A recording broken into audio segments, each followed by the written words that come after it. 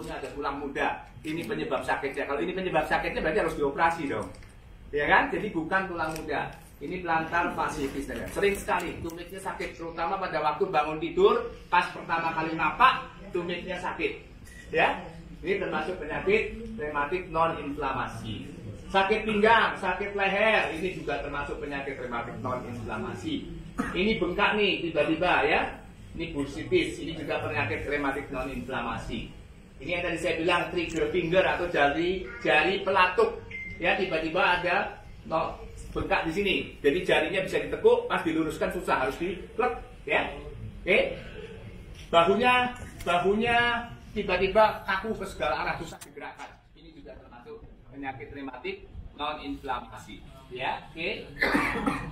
Nah, penyakit rematik artikuler ini kenanya sendi. Tadi saya udah bilang ya, sendi, kenanya persendian. Kalau periartikuler yang tadi kenanya jaringan lunak, ya, di tendonnya, di ototnya. Ini periartikuler, ya.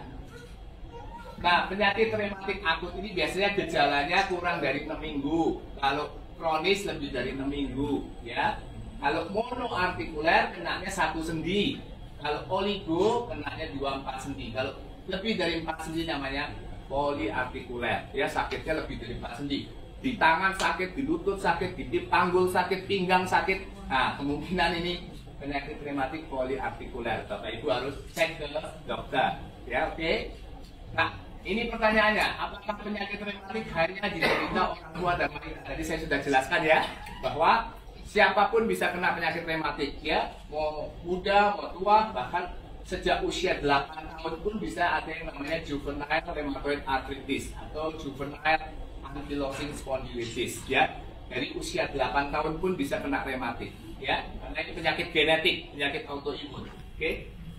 Nah, siapa yang menangani? Nah, Bapak Ibu kalau sakit rematik ke dokter siapa? Bingung kan? Ya, ke dokter siapa? Nah, dokter yang menangani penyakit rematik adalah dokter yang berhubungan dengan muskuloskeletal, otot, tulang, dan sendi. Yaitu bisa ke dokter spesialis ilmu kedokteran fisik dan rehabilitasi seperti saya, ya, spesialis ilmu kedokteran fisik dan rehabilitasi, atau ke dokter penyakit dalam yang subbagian reumatologi. Biasanya kami ada gelarnya KR, konsultan reumatologi, atau ke dokter ortopedi, boleh, ya.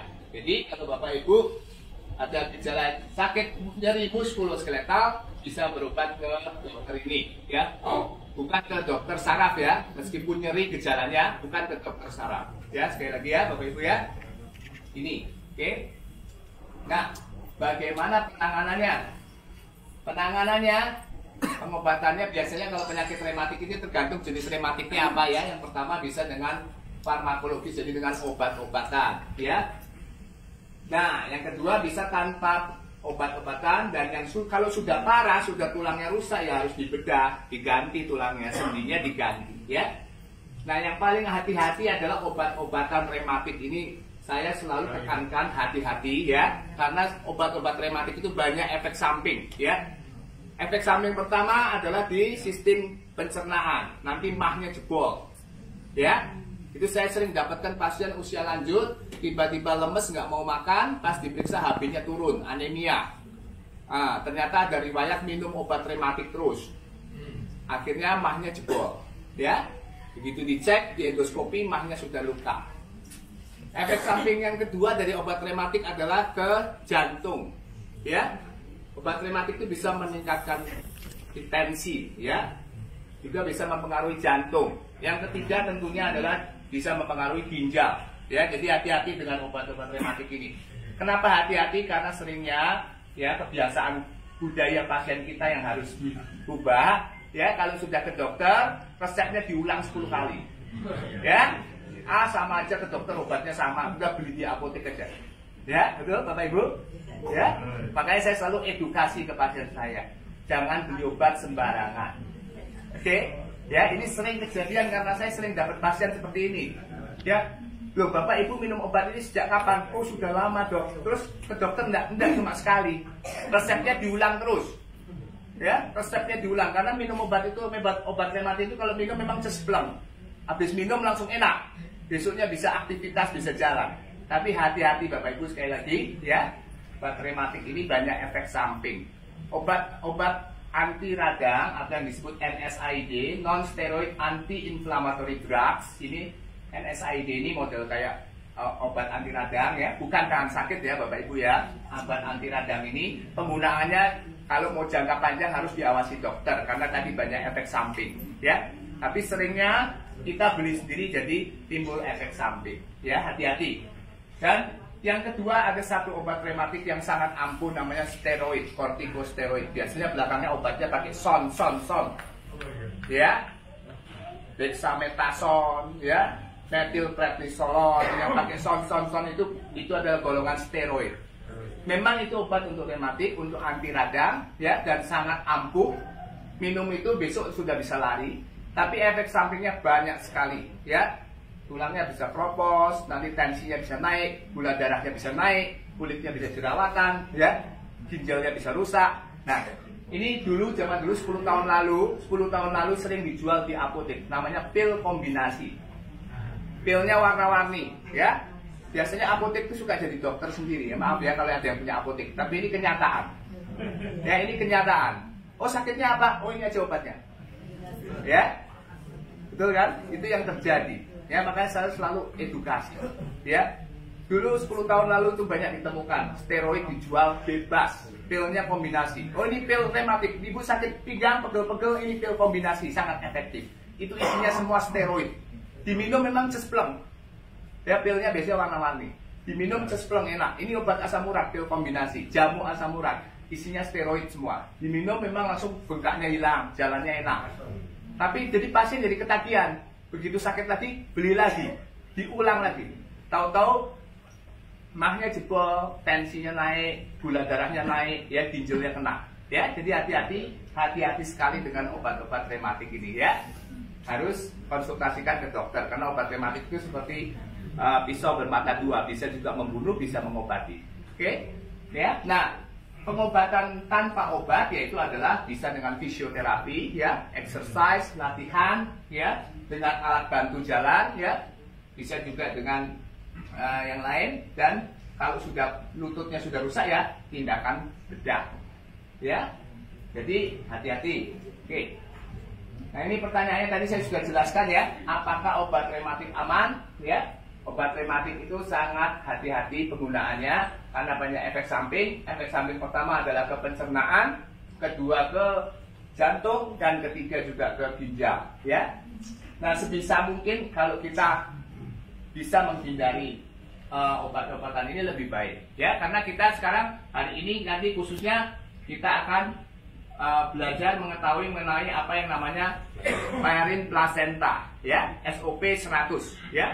SOP 100 ini, marin placenta ini adalah salah satu suplemen ya yang kandungannya sangat baik untuk sendi ya. Jadi kita bisa gunakan juga untuk meredakan peradangan sendi atau penyakit rematik dengan minum SOP 100. Kenapa? Karena ini. Nah, ya, SOP 100 ini mengandung asam hyaluronat. Asam hyaluronat ini pelumas sendi ya, bukan glukosamin ya Bapak Ibu Saudara sekalian. Ya, sering sekali kan pasien saya nanya, "Dok, saya boleh minum glukosamin tidak?" Ya, Bapak Ibu mungkin tahu ya glukosamin ya. Banyak itu ya. Saya dibelikan anak saya dari Amerika, dari Australia glukosamin untuk sendi. Boleh enggak? Tidak ada efeknya untuk lutut ya. Saya kasih tahu sekali lagi, kalau Bapak Ibu sakit lutut, penelitian mengatakan glukosamin tidak ada manfaatnya. Ya. Oke. Ya, sekali lagi ya.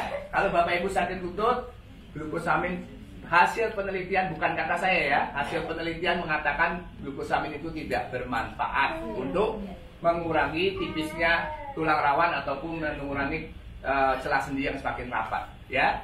Jadi hati-hati, bahkan di luar negeri itu saking latahnya semua mengandung glukosamin. Kalau di Indonesia kan semua mengandung kalsium tinggi ya, susu semuanya mengandung kalsium tinggi ya, permen mengandung kalsium tinggi. Kalau di luar negeri semua mengandung glukosamin ya, bahkan ada soft drink ditulis mengandung glukosamin, baik untuk persendian.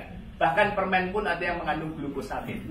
Nah, makanya di Amerika diadakan penelitian karena lembaga konsumen di Amerika tuh bilang ini rakyat saya kok menghabiskan uang untuk beli glukosamin sangat besar sekali. Setelah diteliti ternyata tidak ada efeknya. Oke, ya, jadi kedokteran itu selalu berkembang Dan kita selalu harus berdasarkan penelitian. Kalau mau minum obat, mau mengkonsumsi obat, yang nomor satu adalah kita harus tahu dulu obat ini ada uji klinisnya tidak, ya sudah diteliti berapa lama. Jangan cuman kata ini, kata itu, kata ini, kata itu, ya. Oke.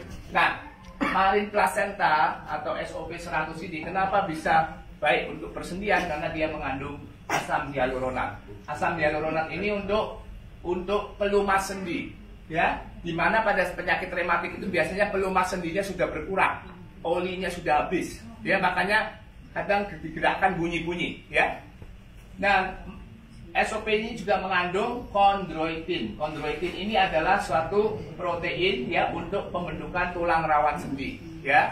Jadi gabungan asam hyaluronat dan kondroitin. Dan SOP 100 ini juga mengandung kolagen, ya. Kolagen ini sangat penting untuk sendi kita karena tulang rawan sendi kita yang bisa bikin sendi kita bergerak tanpa bunyi, tanpa nyeri karena adanya kolagen, adanya pelumas, ya. Nah, kemudian juga ada elastin. Elastin ini juga dibutuhkan untuk sendi, ya. Jadi SOP ini bukan cuma buat kulit supaya kulitnya kencang dan cantik, ya, tapi juga untuk sendi sangat baik karena mengandung kolagen, ya. Makanya kenapa kok bisa untuk sendi, ya, bisa untuk suplemen untuk penyakit rematik karena kandungannya memang sangat bermanfaat untuk fungsi sendi yang normal, ya. Dan juga di samping itu juga ada asam amino, ya. Bapak Ibu sekalian tahu tidak bahwa sebetulnya yang namanya Marin Placenta atau SOP ini, ya, isinya adalah asam amino esensial. Ya, asam amino esensial itu adalah protein yang tidak bisa dibentuk oleh tubuh kita, harus didapatkan dari makanan, ya. Nah, SOP 100 kandungannya adalah asam amino esensial. Sama seperti plasenta manusia juga sama. Kandungannya adalah asam amino esensial. Bukan stem cell, ya. Sekali lagi, ya. Saya mau menjelaskan, Bapak Ibu sekalian yang ada di sini sekalian, jangan sampai salah menjelaskan, ya. Program suplemen itu bukan stem cell. Ya, saya sering didatangi karena saya bergerak di bidang regeneratif medicine, ya, saya sering didatangi sama orang yang mau jualan, ya. Ini stem cell dari buah ini stem cell dari buntut domba, ini stem cell dari kulit domba, banyak sekali.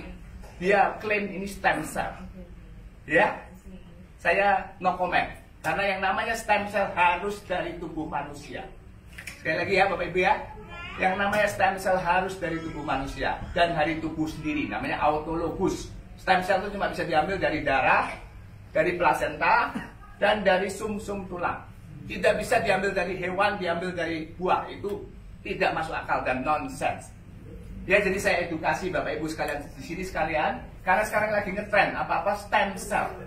Ya, biar orang percaya, oh stem cell. Ya. Ya, jadi tidak ada suplemen stem cell yang tidak berasal dari tubuh manusia.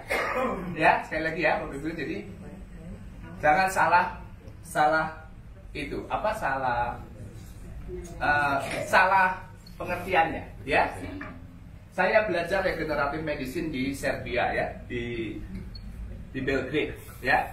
Bahkan di sana dokter-dokternya, profesor saya juga tahu bahwa di Indonesia tuh banyak stem cell, kan. Ya, banyak stem cell dari apel, stem cell dari telur, stem cell dari pokoknya semua stem cell. Sampai bingung profesor saya, ya. Kok bisa Indonesia produksi stem cell dari buah? Gimana caranya? Saya mau belajar, ya.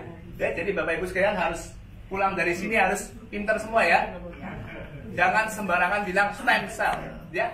Tapi kalau suplemen ini memberi nutrisi pada stem cell, yes, saya percaya itu betul, ya. Jadi semua suplemen yang ada di SOP ini, asam amino esensial ini adalah memberi nutrisi pada stem cell. Tubuh kita tuh punya sel yang bisa beregenerasi sebetulnya setiap hari, ya. Kita tuh adalah makhluk ciptaan Tuhan yang paling sempurna. Tubuh kita tuh sebenarnya melakukan regenerasi sel setiap hari. Sel kita mati setiap hari, diganti yang baru, ya. Nah, dalam proses penggantian sel itu, dengan bertambahnya usia, proses pergantian sel tubuh kita akan berkurang.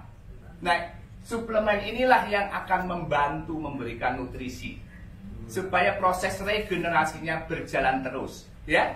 Bapak Ibu sekalian ngerti ya sekarang ya? Jadi ini bukan stem cell ya. Jadi kalau nanti ada yang overclaim, hati-hati. Saya harap tim Bandung semua tidak salah mengedukasi. Ya. Karena berbahaya sekali, nanti yang kena kita semua. Ya, perusahaan juga nanti kena. Kalau saya seorang dokter spesialis, jadi saya sangat idealis. Ya, saya tidak mau sembarangan bilang ini stem cell. Oke? Ya, jadi sekali lagi SOP isinya marin asam amino esensial. Asam amino itu adalah protein yang tidak bisa didapatkan, yang tidak bisa diproduksi, harus didapatkan dari luar. Dan asam amino ini adalah fungsinya pembentukan untuk memberikan nutrisi pada sel. Ya, sel kita mendapatkan makanan itu dari protein. Ya, sel kita mendapatkan makanan dari asam amino. Ya, semua kerusakan sel kita mendapatkan makanan dari asam amino. Makanya kenapa marin plasenta ini bisa untuk meregenerasi sel, betul, ya, karena dia memberikan nutrisi pada sel, ya. Oke, jadi jelas ya Bapak Ibu ya. Sekarang ngerti kan apa itu marin plasenta? Kenapa kok bisa untuk sendi, ya, bukan cuma untuk apa kulit, untuk rambut, ya. Kenapa bisa untuk regenerasi sel? Bapak Ibu harus mengerti karena isinya adalah nutrisi untuk sel, dan untuk sendi karena isinya juga adalah mengandung pelumas sendi, mengandung kolagen dan elastin. Oke. Nah, apakah penyakit rematik bisa sembuh? Pertanyaannya kan, ya. Sering sekali kan Bapak Ibu sekalian, ya, saya jelaskan bahwa kesembuhan suatu penyakit itu cuma ada 3 ya Bapak Ibu ya. Satu adalah sembuh dalam arti kata penyakitnya tidak ada lagi di dalam badan kita. Contohnya kita kena infeksi kuman, ya, batuk pilek, ada kumannya, kita berikan antibiotik, kumannya mati, selesai, tidak ada lagi di dalam tubuh kita. Itu kriteria sembuh yang sering orang awam anggap. Dok, saya bisa sembuh tidak? Ya. Nah, yang kedua kriteria sembuh adalah namanya remisi. Ya, remisi itu adalah penyakitnya tetap ada di badan kita, tapi tidak berbahaya, tidak menjadi aktif, tidak menimbulkan komplikasi. Namanya remisi. Remisi ini adalah penyakit-penyakit genetik, asma, penyakit rematik, autoimun. Tujuan dokter mengobati adalah penyakitnya dibikin tidur, karena genetiknya tidak bisa dirubah. Kriteria sembuh yang ketiga adalah paliatif, penyakit stadium akhir, cancer, HIV stadium akhir. Tujuan dokter ngobatin apa? Supaya penderita pasien itu bisa benar-benar rest in peace tanpa penderitaan. Ya, jadi diobatinnya apa? Nyerinya diobatin, ya. Itu namanya paliatif, ya. Jadi Bapak Ibu sekalian, semua penyakit apapun kriteria sembuhnya cuma 3. Tergantung jenis penyakitnya. Sembuh dalam arti kata di tubuh kita tidak ada lagi, atau remisi. Remisi penyakitnya tidur, tidak berbahaya. Atau paliatif, dokter hanya mengobati gejalanya supaya pasien penderitaannya berkurang, kualitas hidupnya tetap baik, ya, dan bisa meninggal dengan tanpa penderitaan. Ya, itu semua penyakit, ya. Jadi kalau Bapak Ibu tanya ke dokter, Dok, saya bisa sembuh nggak? Nah, dokter pasti tanya dulu, sakit ibu apa? Ya. Tapi jangan bilang, oh ini penyakit orang tua. Nah, saya paling sebel kalau ada yang bilang begitu. Ya, sering kali pasien saya bilang, Dok, kata dokter saya ini penyakit orang tua. Saya bilang semua orang pasti tua. Kalau begitu kamu kenapa datang ke saya? Kan namanya juga penyakit orang tua. Sudah aja terima. Betul? Kenapa datang ke saya berobat? Itu saya paling sebel kalau ada yang bilang, oh ini penyakit orang tua. Nggak bisa diapa-apain. Loh, kenapa saya harus datang ke Anda? Kalau saya jadi pasiennya, saya akan tanya ke dokternya. Kenapa saya datang ke Anda? Kalau ini penyakit orang tua. Semua juga pasti tua. Semua juga pasti akan kena penyakit ini. Terus saya kan datang mau cari solusi. Ya, jadi Bapak Ibu sekalian yang ngerti ya maksudnya ya. Jadi kriteria kesembuhan itu ada 3. Bukan bilang, oh ini penyakit orang tua, nggak bisa diapa-apain, juga percuma lah. Bukan begitu, ya. Bukan begitu, oke? Nah, ini adalah kriteria penyakit rematik ini, termasuk sembuhnya adalah remisi, penyakitnya dibikin tidur. Apa kriteria remisi? Ya, pasiennya nggak ada nyeri, nyerinya hilang. Kemudian kalau di aktivitas sehari-harinya tidak terganggu, ya. Kemudian staminanya juga lebih baik, ya. Dan dari pemeriksaan darah, tanda-tanda radangnya berkurang, laju darahnya berkurang, HSCRP-nya juga berkurang. Ini kriteria remisi penyakit rematik. Oh ya, saya lupa satu hal lagi. AFC ini kenapa bisa untuk mengobati penyakit? Untuk suplemen artritis atau penyakit rematik karena dia mengandung antioksidan, ya. Nah, antioksidan ini diperlukan di tubuh kita untuk membantu proses regenerasi. Setiap hari tubuh kita melakukan metabolisme, bekerja tubuh kita ini menghasilkan produk, ya. Produk akhir ini salah satunya adalah radikal bebas. Ya, radikal bebas ini adalah penyebab dari nanti kanker, semua penyakit itu penyebabnya karena radikal bebas. Itu adalah waste product dari tubuh kita. Nah, ditangkap dengan antioksidan.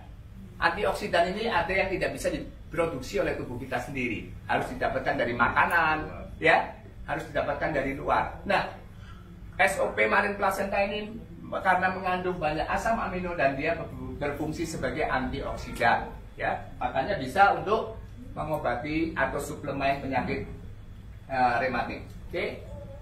Apa komplikasinya kalau tidak diobati penyakit rematik?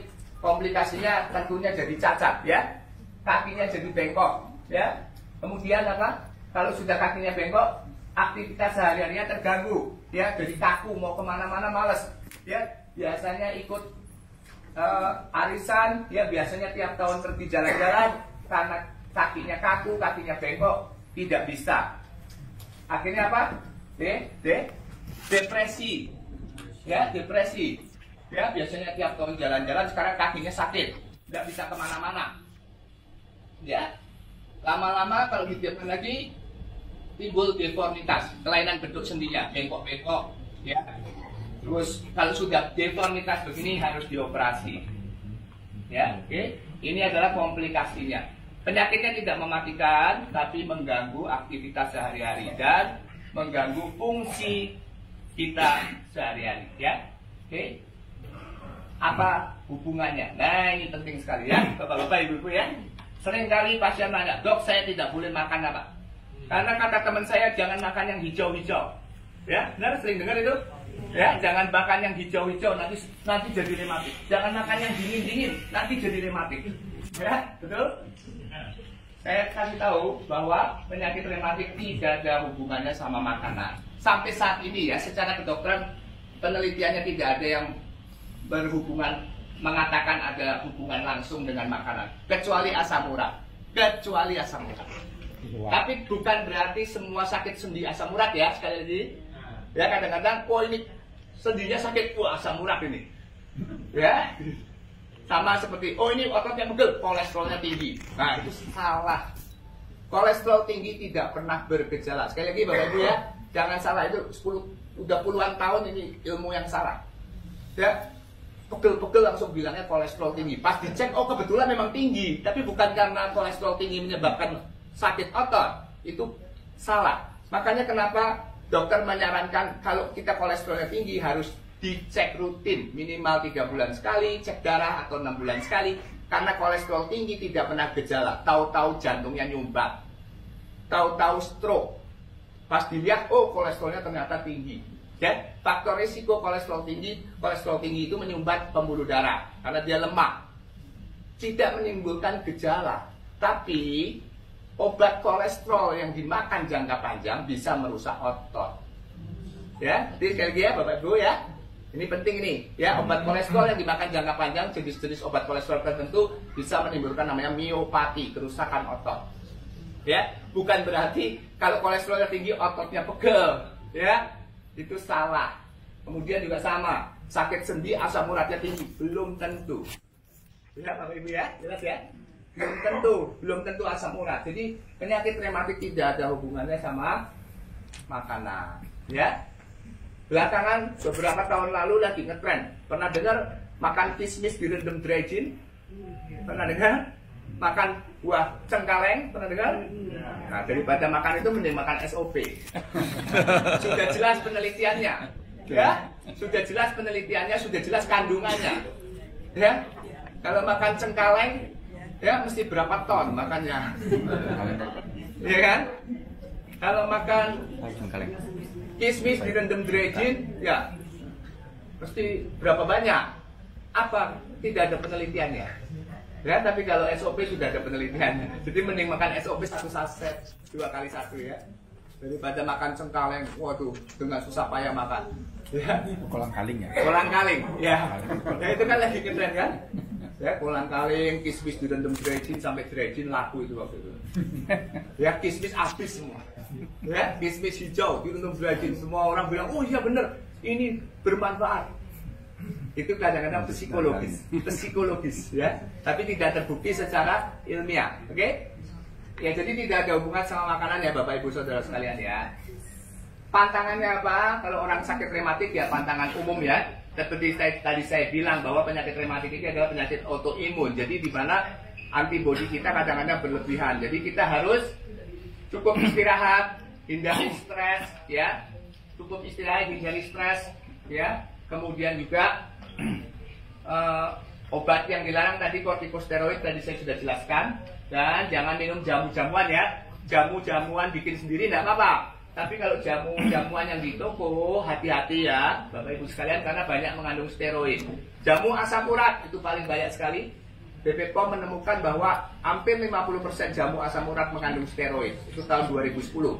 Ya, tahun 2010 dicek jamu asam urat itu 50%-nya mengandung steroid. Memang cespleng.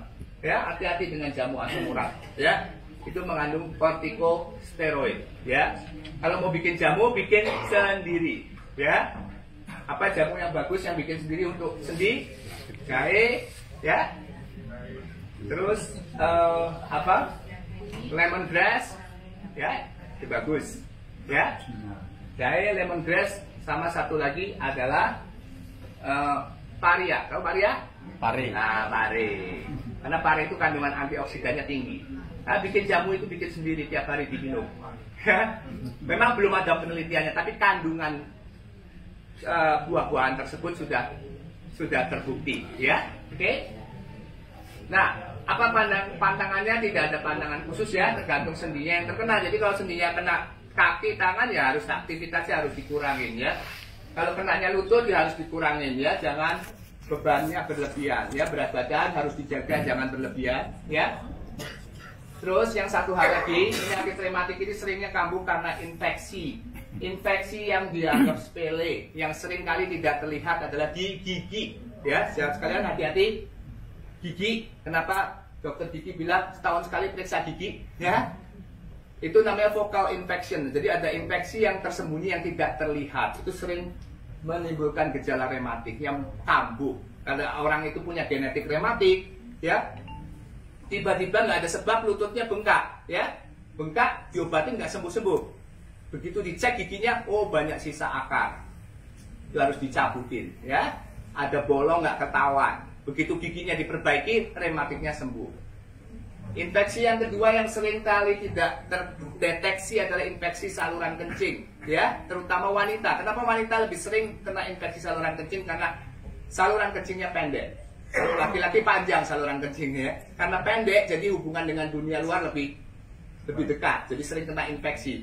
Wanita sering kena infeksi saluran kencing, ya. Jadi infeksi saluran kencing, infeksi di gigi ini jangan dianggap sepele. Sering kali menimbulkan penyakit rematik ini kambuh. Penyakit rematiknya nggak sembuh-sembuh, diobatin sana sini nggak sembuh-sembuh. Ketika dicek, oh ternyata giginya banyak focal infection, banyak sumber infeksi yang tidak terlihat. Saluran kencingnya juga infeksi, ya. Nah ini hati-hati, ya. Oke. Nah, terima kasih, ya.